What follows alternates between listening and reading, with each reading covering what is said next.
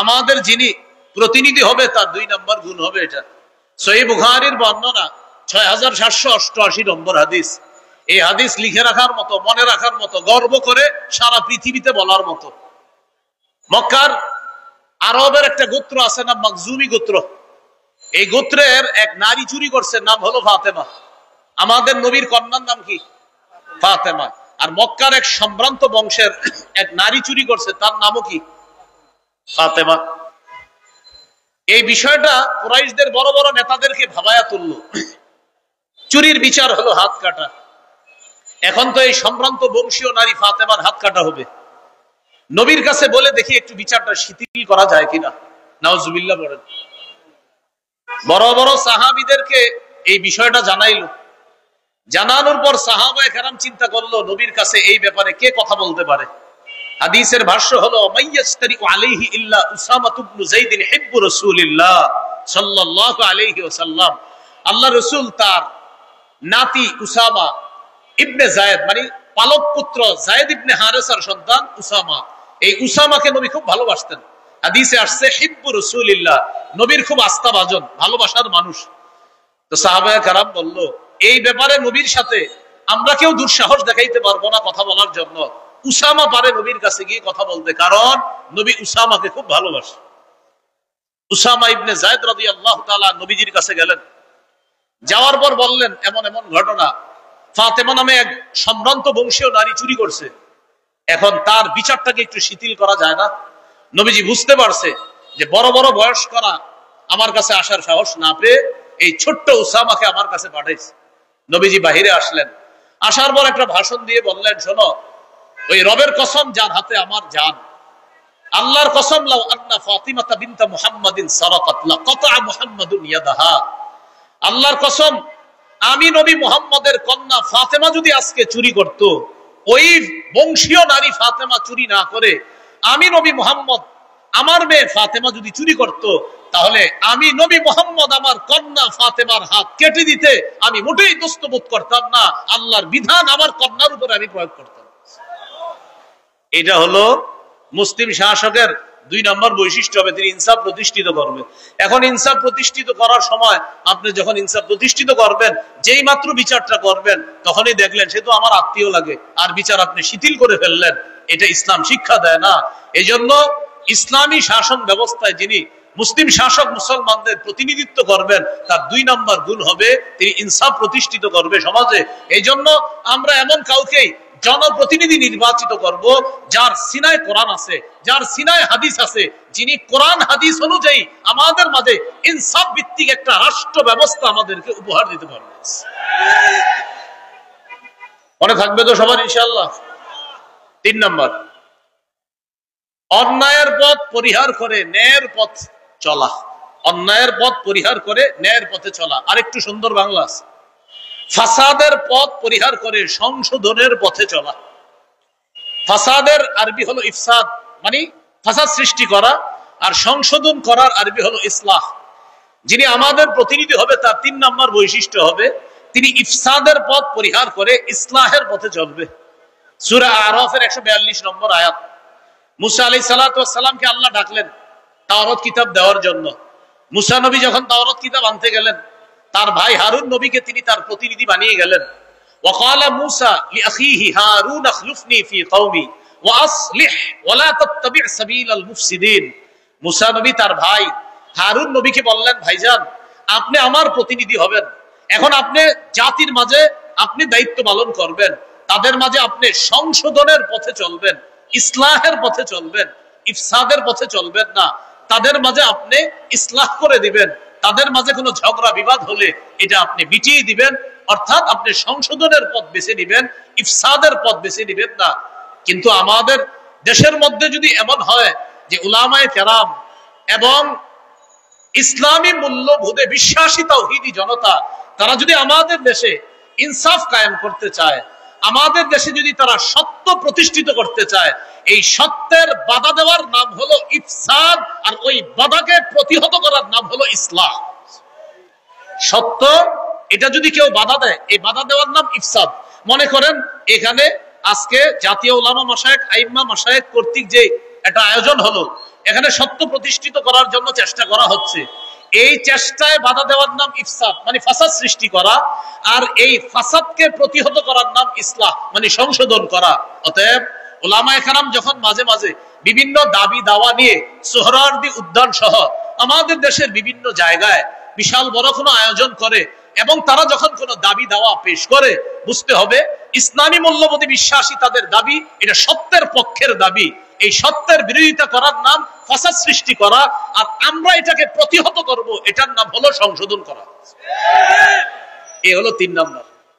4 নম্বর যিনি আমাদের প্রতিনিধি হবে, তার 4 নম্বর বৈশিষ্ট্য, তিনি শিষ্টের লালন করবে, দুষ্টের দমন করবে। এই কথাটা মনে রাখবেন।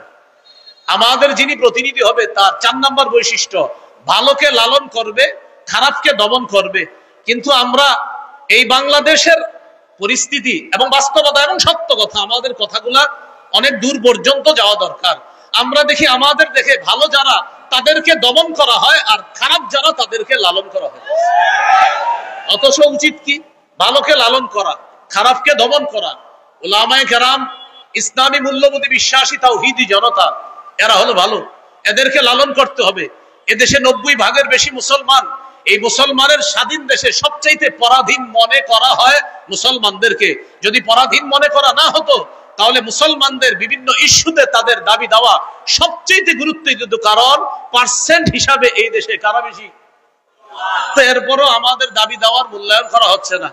কিছু কিছু ক্ষেত্রে এমন মনে হয় যেন আমাদের কথাগুলো কানেই নেয় না, যে তোমাদের যা মন চায় করো আর আমি যা মন চায় করবো না। এই জাতীয় কোন কর্মকাণ্ড ভবিষ্যতে চলতে দেওয়া যায় না, উচিত না। ওলামায়ে কেরাম যে কোনো কাজে কর্মে এবং অন্যায়, ওলামায়ে কেরাম যদি আমাদেরকে যে কোনো জায়গায় আহ্বান করে স্বতঃস্ফূর্ত ভাবে, টুপি দাড়িওয়ালা সহ অন্য মুসলিম ইসলাম যারা আছে, ইসলামী মূল্যবোধে বিশ্বাসী সকলকে নিয়ে কারা কারা ইনশাআল্লাহ আমরা তাদের আহ্বানে সাড়া দিতে রাজি আছি? ইনশাআল্লাহ রাজি আছি তো সবাই ইনশাআল্লাহ?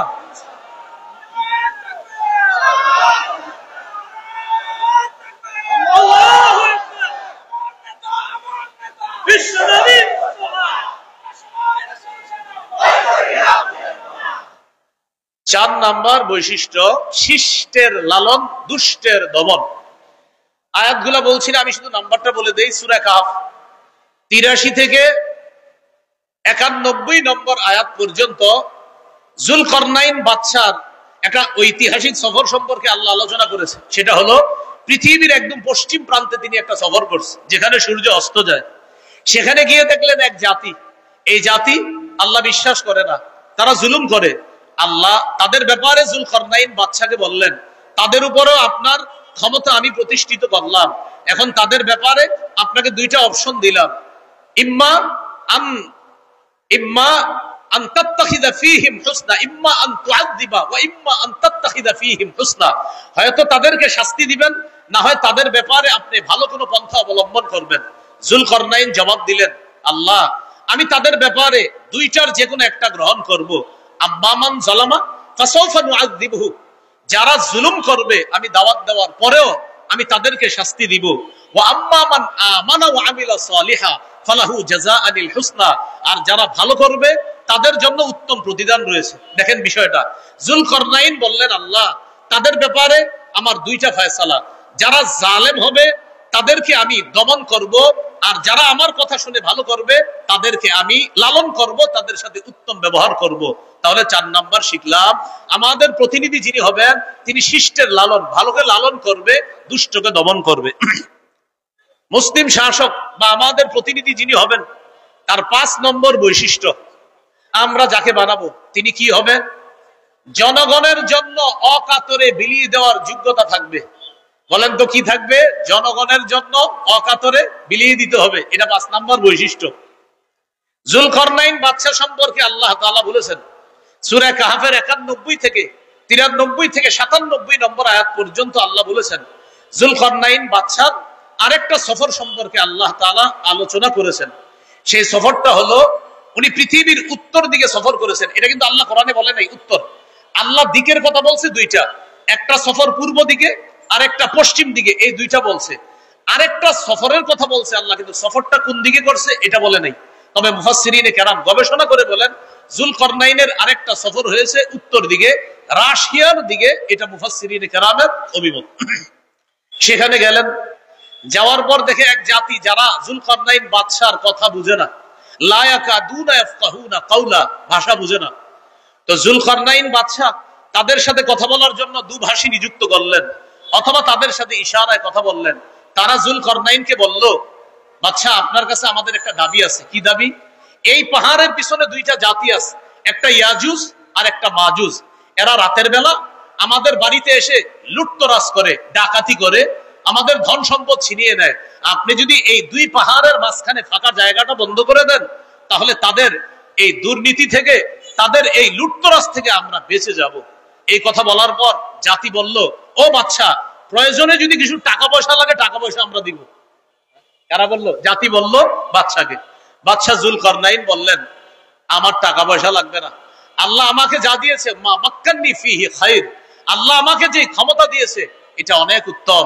আইনুনি বিকুওয়া, তোমরা আমাকে একটু সহযোগিতা করবা, এই দেয়াল দেওয়ার জন্য, প্রাচীর নির্মাণ করার জন্য তোমরা আমাকে একটু সহযোগিতা করবা।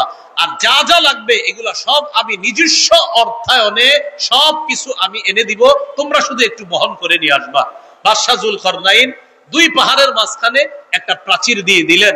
তো জনগণের জন্য অকাতরে বিলিয়ে দেওয়া, এটা মুসলিম শাসকের 5 নাম্বার বৈশিষ্ট্য হবে।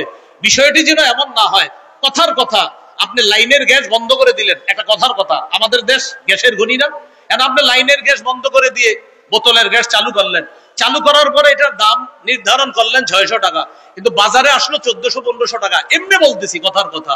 তো ভাই 1500 কিভাবে হলো? 600 হলো মূল দাম, এরপরে 1 টাকা পায় অমুকে, আরেক টাকা অমুকে, আরেক টাকা তমুকে, এইভাবে অমুকে আর তুমুকে যারা পায় আর যারা নেয়, এই জাতীয় কাউকে যদি আবার প্রতিনিধি নির্বাচন করা হয়, তাহলে রডের পরিবর্তে আবারও বাঁশ পাওয়া যাবে। মাথা রাখতে হবে, বাস্তব। একটু কথাগুলো বুঝতেছেন তো? তাহলে 5 নাম্বার, জনগণের জন্য অকাতরে বিলিয়ে দিবে, এটা 5 নাম্বার বৈশিষ্ট্য আমরা যাকে প্রতিনিধি নির্বাচন করব। 6 নাম্বার বৈশিষ্ট্য, প্রতিনিধি যিনি হবে আমাদের, তিনি কিছু করতে পেরে বলবে আলহামদুলিল্লাহ, এটা আমার রবের দয়া, এটা বলবে। যিনি করতে পারবে, বাস, তিনি কিন্তু অহংকার করবে না। মানে কিছু করার পরে বলবে আমি এই করলাম সেই করলাম, মানে আপনি আপনার বাপের টাকা দিয়ে করছেন তো আমাদের টাকা দিয়ে করছেন, এগুলো বলা যাবে না। যে আমি এত কিছু করছি, এগুলো বলা যাবে না। বলতে হবে আল্লাহ আমারে তৌফিক দিয়েছে তাই আমি করেছি, এটা বলতে হবে। যদি কেউ কিছু করার পর বলে আমি এটা করেছি সেটা করেছি, এই কথাগুলা অহংকার প্রদর্শন প্রকাশ পাবে। আর অহংকার যখন প্রকাশ পাবে, তখন পতন এমন ভাবে হবে, যার পতন হবে তিনি নিজেও বুঝবে না কিভাবে পতন হয়ে যাবে। খুব সাবধান, আল্লাহ আমাদেরকে হেফাজত করেন। তো 6 নাম্বার, প্রতিনিধি কিছু করতে পেরে তিনি কার শুকরিয়া আদায় করবে? আল্লাহ, যে আল্লাহ দিছে। সূরা কাহফের 98 নম্বর আয়াতে আছে, জুলকরনাইন ওই দেয়াল করে দেওয়ার পর বলছে, আদা রাহমাতুম মির রব্বি, এটা আমার রবের অনুগ্রহ, দয়া, আমার রব দয়া করছে তাই তোমাদের জন্য কিছু করতে পারছে। আমরা যাকে প্রতিনিধি নির্বাচন করব তার 7 নাম্বার বৈশিষ্ট্য, তিনি রক্ষণাবেক্ষণ এবং অর্থনীতিতে পারদর্শী হতে হবে। রক্ষণাবেক্ষণ এবং অর্থনীতি। আমাদের উপর একটা অভিযোগ উঠাইছিল যে ওলামায়ে কেরাম কি অর্থনীতি বুঝে? এরকম মাওলানা হওয়ার 2 বছর আগে আমাদের কওমি মাদ্রাসার ছাত্ররা অর্থনীতির ব্যাপারে পোকা হয়ে যায়, অর্থনীতি শুধু বুঝে না। মাওলানা হওয়ারও 2 বছর আগে আমাদের কওমি মাদ্রাসার ছাত্রদেরকে অর্থনীতি খাওয়ায়া দেওয়া হয়। হ্যাঁ, আমরা একটা অর্থনীতি, সেটা হলো এটার বিরোধিতা করি, এই জন্য মনে করে আমরা বুঝি না। সেটা কি? সুদ ভিত্তিক অর্থনীতির বিরোধিতা আমরা করি। এই জন্য যারা সুদ ভিত্তিক অর্থ ব্যবস্থা চায় তারাই বলে যে ওলামায়ে কেরাম অর্থনীতি বুঝে না। কারণ ওলামায়ে কেরাম যাকাত ভিত্তিক অর্থনীতি বুঝে, আর সুদ ভিত্তিক অর্থনীতি এটা জাহান্নামী। এটা বলার কারণে একদল মানুষ আমাদেরকে অভিযুক্ত করে যে আলেমরা অর্থনীতি বুঝে না। আসলে বিষয়টা এমন না, আলেমরা অর্থনীতি শুধু বুঝে না, ওলামায়ে কেরাম অর্থনীতি পড়ানোর যোগ্যতা রাখে। এই কথাটা 7 নাম্বার, রক্ষণাবেক্ষণ এবং অর্থনীতিতে পারদর্শী। ইউসুফ আলাইহিস সালামের ব্যাপারে আছে সূরা ইউসুফের 55 নম্বর আয়াত। ইউসুফ নবী যখন দেখলেন যে এই দেশে যদি খাদ্য ভান্ডারের দায়িত্ব আমি না নেই, তাহলে জালেমরা খাবার শেষ করে ফেলবে, ইউসুফ নবী নিজেই দায়িত্ব চেয়ে নিলেন। ইজআলনি আলা খাজাইনিল আরদ, আমাকে খাদ্য ভান্ডারের দায়িত্ব দেন। ইউসুফ নবী বললেন, এখান থেকে একটা বিষয় বুঝে আসে, বুখারীতে আছে লা তাসআলিল ইমারা, দায়িত্ব চেয়ে নিও না। আর কোরআনে দেখলাম আমরা ইউসুফ নবী বলতেছে আমাকে দায়িত্ব দেন, বুখারীতে আছে দায়িত্ব চেয়ে নিও না, আর সূরা ইউসুফের মধ্যে ইউসুফ নবী দায়িত্ব চেয়ে নিচ্ছে। এটার উত্তর হলো, যখন যোগ্য ব্যক্তি দায়িত্বে থাকবে তখন আমার আপনার দায়িত্ব চেয়ে নেওয়া দরকার নাই। আর অযোগ্য ব্যক্তিতে যখন দেশের দায়িত্বের জায়গাগুলো ভরপুর হয়ে যাবে, যোগ্য ব্যক্তিরা তখন ওই দায়িত্ব চেয়ে নিবে, যেভাবে হোক সঠিক পন্থায় ওই দায়িত্ব চেয়ে নিয়ে সেখানে যোগ্য ব্যক্তিরা বসতে হবে। বুঝতে পারছো তো? বুখারীতে আসছে দায়িত্ব চেয়েও না, চেয়েও না মানে যোগ্যরা থাকলে তোমার চাওয়া দরকার নাই। আর সূরা ইউসুফে কি আসছে? অযোগ্যরা যখন দায়িত্বে থাকবে তখন যোগ্যরা দায়িত্ব চেয়ে নিতে হবে। 8 নাম্বার, আমাদের প্রতিনিধি যিনি হবেন তিনি ঘুষ গ্রহণ করবে না। এটা 2 বার জোরে বলেন, জোরে বলেন সবাই। কি 2 বার কি গ্রহণ করবে না? আবার বলেন, কি গ্রহণ করবে না? হ্যাঁ, এরকম লোক আমরা প্রতিনিধি বানাতে হবে। সূরা নামলের 35-36 নম্বর আয়াত।